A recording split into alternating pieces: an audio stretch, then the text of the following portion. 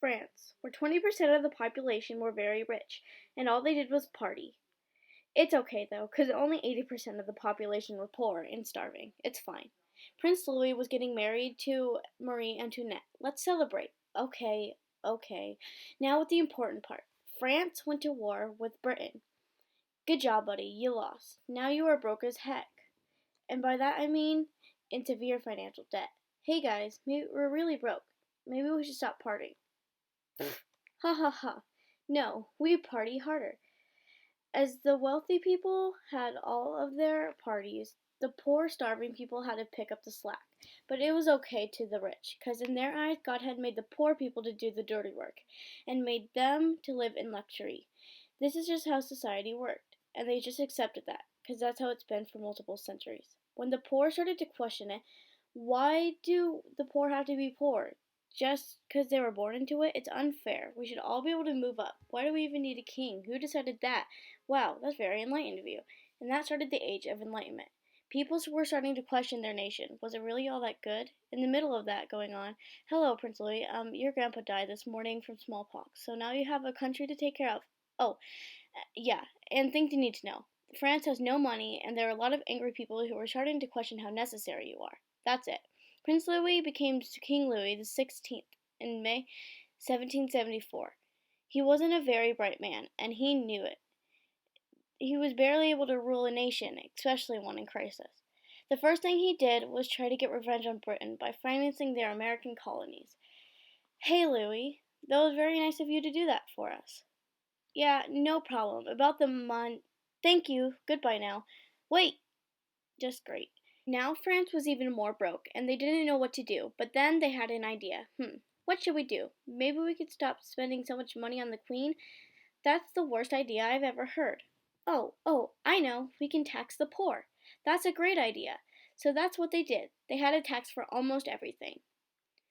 Not only did they tax the poor, but they took away most of their harvest, and they had a labor tax, where they had to work specific amount of days for their local lord, with no pay.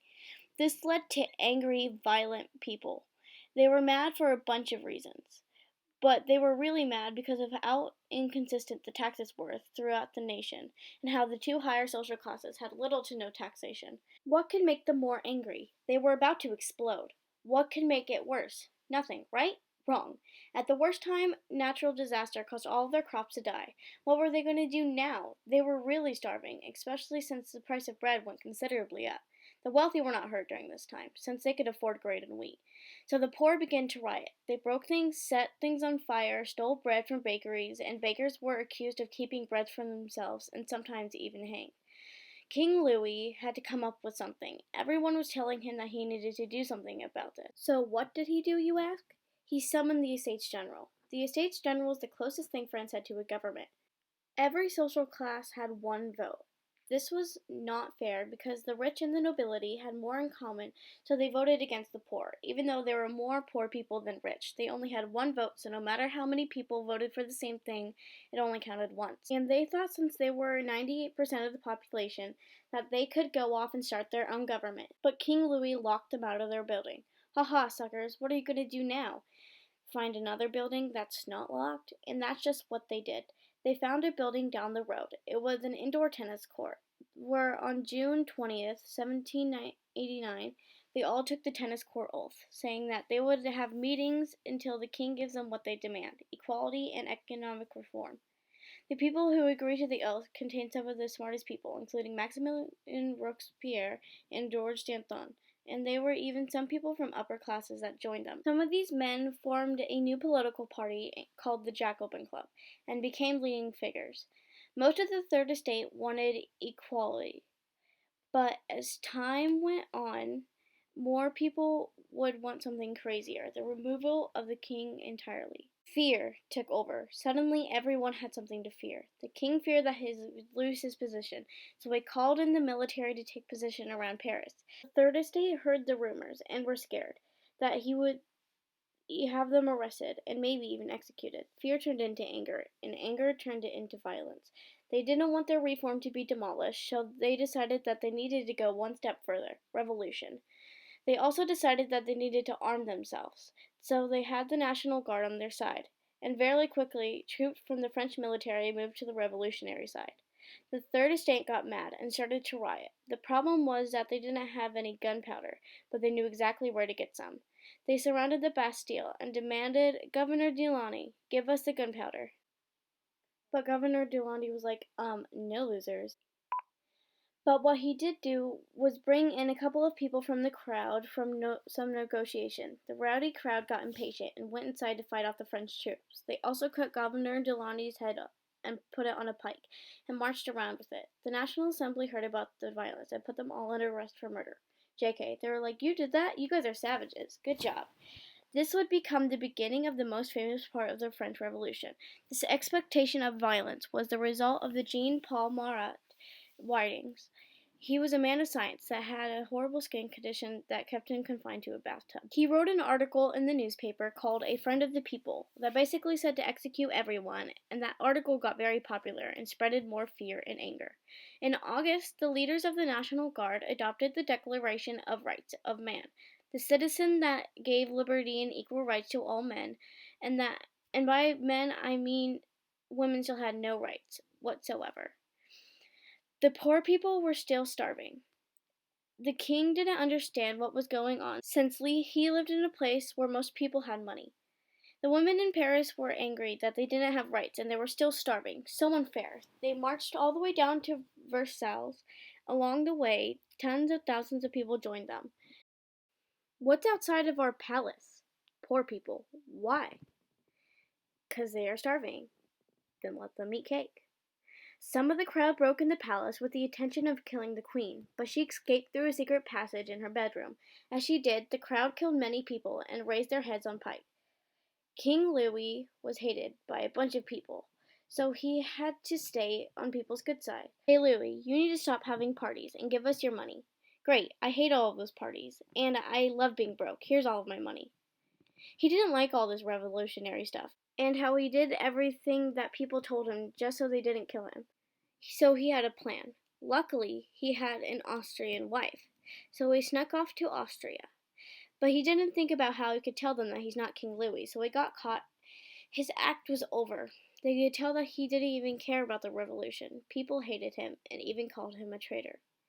People started fighting. The military killed large amounts of people. This really separated the two groups, the radicals, the one who believed in revolution and no king, and the moderates, the one who wanted to keep their king as a figurehead. Talking about heads, another thing about equality that goes for death penalties too. They wanted people to die a short, painless death. The guillotine. Jean-Paul Marat made more writings and more people listened. This one said that anyone who doesn't follow the revolution shall get executed, and they listened to that. The aristocrats got scared and immigrated to other countries. Again, more fear took place. The other countries didn't like what they were seeing in France because they didn't want people in their country to get the same idea. They didn't want revolution. The dumb people they went to war with Austria, even though they still were broke as heck. They lost again. It didn't help that Russia joined the Austrians either. The Duke of Brunswick sent Paris a letter saying that if anything happens to the king, that he will burn Paris to the ground, and you would have thought that this would have stopped all this violence, but no, it just made it worse. The radicals got more power and voted King Louis out of his kingdom, and he was sent to jail. Now he was plain old Louis.